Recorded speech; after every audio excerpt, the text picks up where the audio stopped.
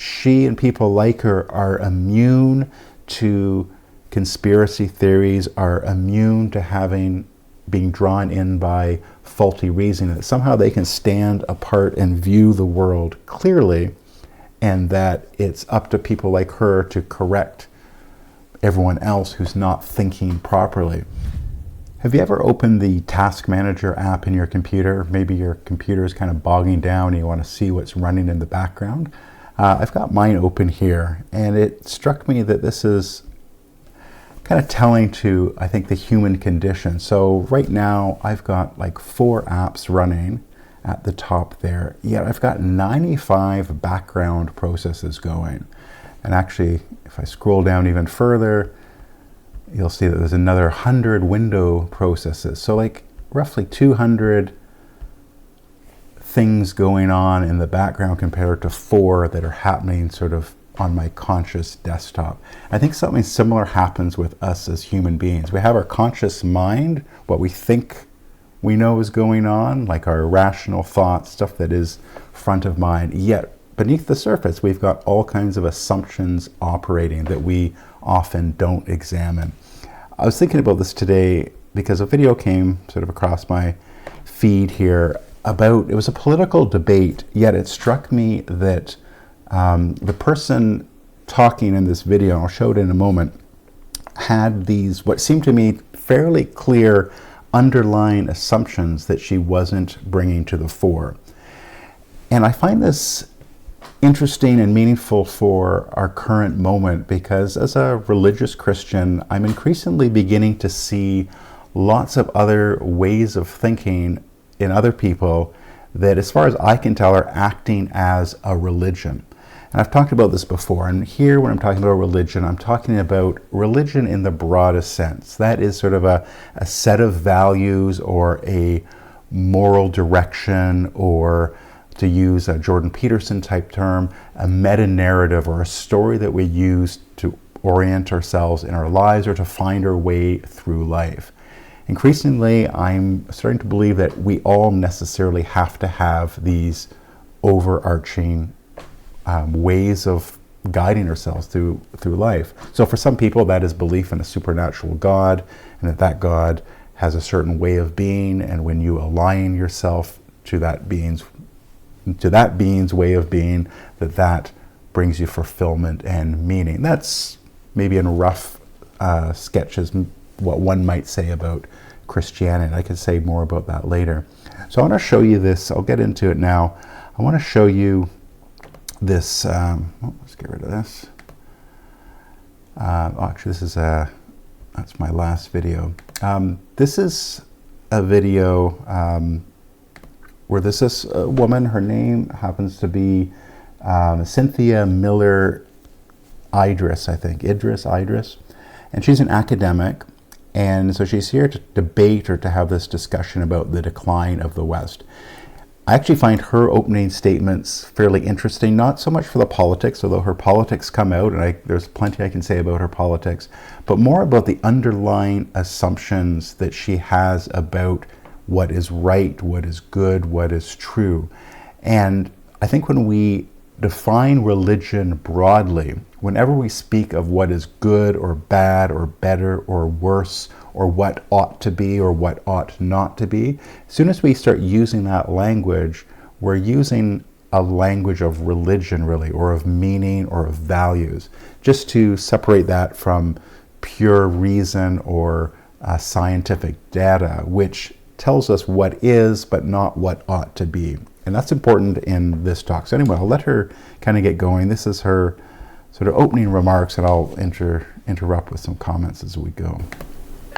I think what we're really here to debate today is not the geography, but what's usually associated with those geographies, which are something sort of distinct culturally, politically, economically, a set of norms, values, and principles that have historically included things like democracy, I'm sure we'll talk about that, capitalism, I know we'll talk about that, individualism, liberty, equality, the safeguarding of human rights, the belief in scientific or rational knowledge over superstition and conspiracies, which is what I will focus on today.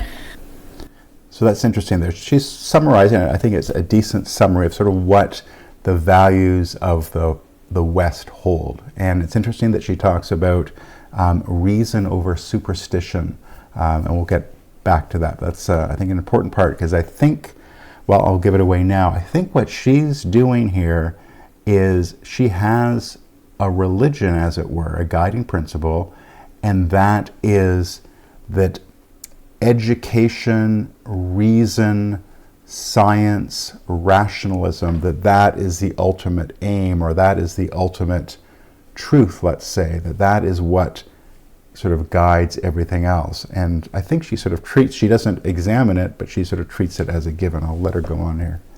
And the protection of the rule of law.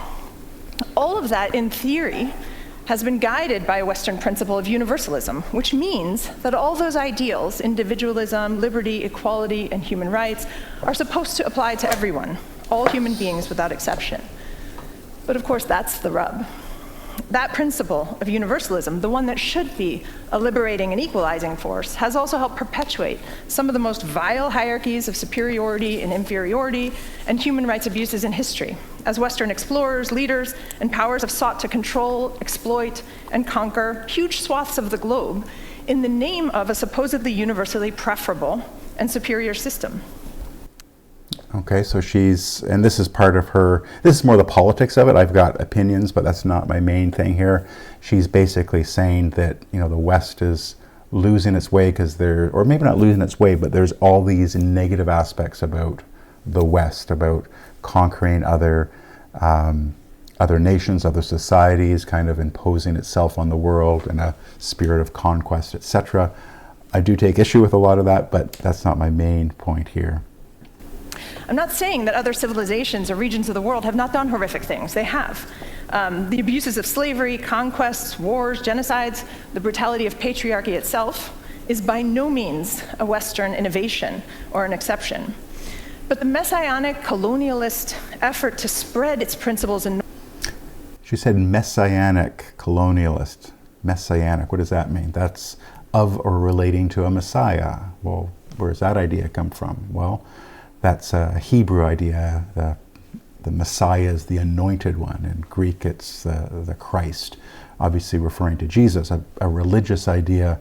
It's interesting that she invokes religious language when describing something, I think maybe in her own mind, neutrally. The growing disillusionment of those inside and outside the West who look at these contradictions and see at best a set of founding principles and norms that have gone awry, and at worst, ones that are working as intended, is understandably intense. So I would argue that it's the West's inability to reconcile those contradictions, the incomplete fulfillment of so many promises of liberty and equality, the tension between universalism's ambitions and its reality, that's left us so vulnerable to the multiple threats we face today, most of which I think come from within, and I suspect we're going to hear that from my fellow panelists too. So is the West thus defined in decline? And if so, is it reversible? To answer the first question, by all accounts, it's pretty clear that the West is in decline, or at the very least is in the midst of a protracted existential crisis. No democracy across the West could currently be described as thriving. We have rising authoritarianism, xenophobia, terrorist violence, conspiracy theories, the widespread rejection of science and authority, anti-government mobilization. So that's interesting what she said. Part of what her shtick is, and I did some research on her, she's, I guess, an academic who works against conspiracy theories, myths and disinformation. I won't cover it in this video, but it's interesting. Her foundation published an interesting paper about COVID misinformation and how to counteract it.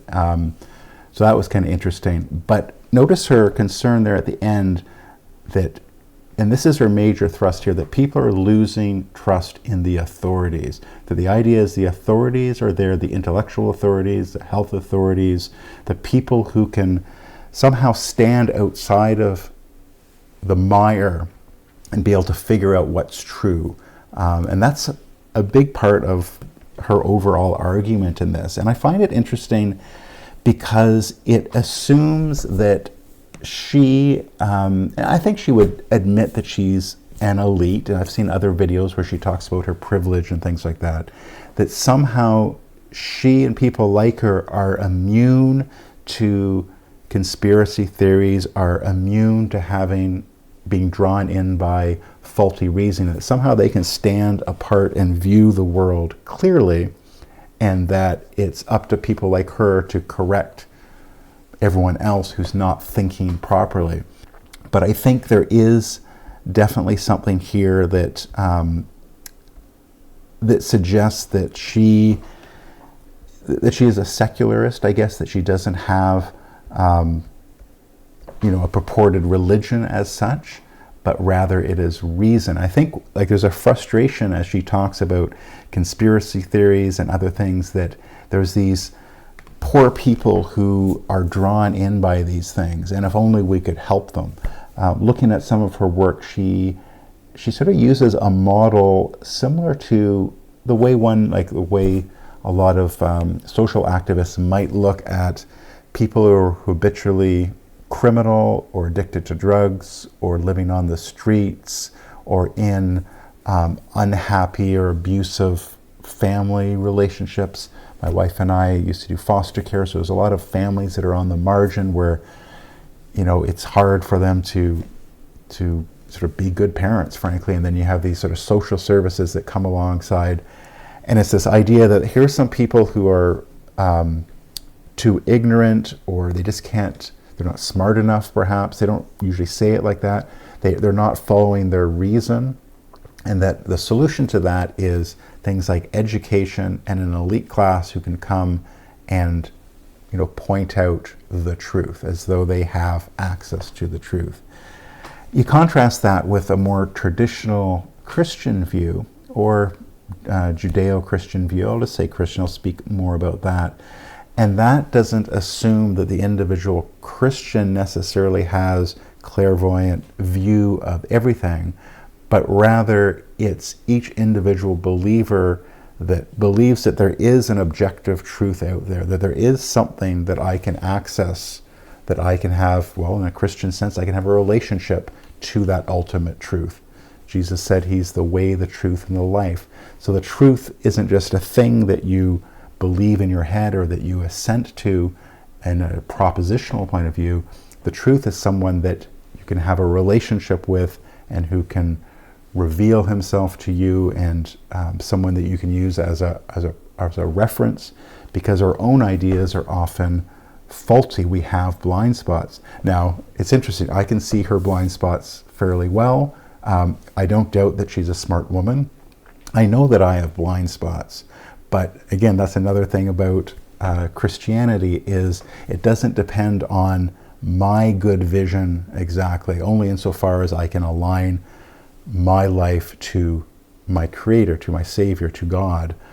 And then it's through that relationship that I can, I can be harmonized, I guess, with sort of the way the universe works. So it doesn't depend on me. Whereas in this view, there's this idea that rationality itself, and if we could just get enough education, and if we could just teach people, give them enough tools to combat misinformation, that then they will be saved. This is something that I had growing up in my life. My mother, who's since passed, I don't know what she would have thought toward the end of her life, but I know, like, in my formative years, it was kind of imbued in our culture, like our family culture and maybe our class culture, I don't know, that the ills of the world were mostly due to people not being educated. Why are there people who are poor? Why are there people who sort of aren't good like us, kind of thing? Like, we seem to be well behaved, Mom, like, what's going on with these people over here? Well, they just lack education. And the thinking was, I think there was sort of under the surface, was in time with public education, if we could just give people the right information, help them find truth using reason and logic and the scientific method, that will somehow set them free. But I think the problem there, again, as a Christian believer, that although there is truth to be found in education, in science, that is a lowercase t truth. That's like a lower truth, not an ultimate truth. And when we aim for something lower, it ultimately doesn't fulfill us. This ties in with a story in the Bible. Actually, I was at work today, and a fellow I work with, CR, if I know he watches sometimes, this is the story that you were asking me about today, and I thought it tied in with this. And it's the story of the Tower of Babel, found in Genesis chapter 11. And it's a short little story, and I'll just read a little bit from it here, because I think what it does is it's a story about what's happening here, where we try to build something for ourselves, whether that's our own intellect, whether it's a fancy university, whether it's even things that are good like reason and science. And when we make that sort of our temple or our beacon or our North Star, whatever metaphor you want to use, and we push God, the Creator, out of the picture, it ends in ruin. I think that's what's happening in this story. I'll just read a few sentences here. Where are we? Chapter 11, verse 1. Now the whole earth had one language and the same words. And they migrated from the east. They came upon a plain in the land of Shinar and settled there. And they said to one another, "Come, let us make bricks and burn them thoroughly." And they had brick for stone and bitumen for mortar. Then they said, "Come, let us build ourselves a city and a tower with its top in the heavens, and let us make a name for ourselves. Otherwise we shall be scattered abroad upon the face of the whole earth." So that idea, why do they want to build a tower? They want to make a name for themselves. It's hard to believe now, but I guess these building materials and the idea to build a big tower, that's a technology, that's science. Like, look what we can do when we work together, when we unlock the mysteries of how the earth works. We can bake bricks and use them as stones. We can use this other element as mortar and we combine them. We can make something better. Look how awesome we are. In fact, our own awesomeness, we can build a tower that will reach all the way to heaven. The idea being this could be the ultimate guide for our lives. Now it's interesting, next verse says, "The Lord came down to see the tower which mortals had built." I think there's lots of humor in the Bible, and I find that line kind of funny. It sort of presupposes a God so far up, he's kind of looking down, like, what are they doing down there? And that he has to go all the way down to look at their grand tower. Meanwhile, they from the bottom think that they are about to reach heaven. The Lord came down to see the city and the tower which mortals had built. And the Lord said, "Look, they are one people, and they have all one language. This is only the beginning of what they will do. Nothing they propose to do will now be impossible for them. Come, let us go down and confuse their language there, so they will not understand one another's speech." So the Lord scattered them abroad from there over the face of all the earth, and they left off building the city. So what does this have to do with the language? That was the question that CR brought to me. And I think what happens here, when we don't have a single commonly agreed to reference point that's outside of ourselves, we each end up building kind of our own Tower of Babel, where each of us thinks we know best. This university professor, she's got some ideas that, I'm trying to be kind, but basically her argument turns out to, like, put her in charge and things will be better. Her institute can figure out how to battle disinformation. We just need more funding into that kind of thing. Now, of course, not everyone's going to buy into that. There's other people who don't want to do that. And so we all kind of go into our own silos, and we're seeing this now as the West does. I think she's right about the West breaking down, or I'm not sure the right word is, dissolving, I suppose. It is in some kind of crisis, and it seems that we can't even talk to one another anymore. We have different meanings for words.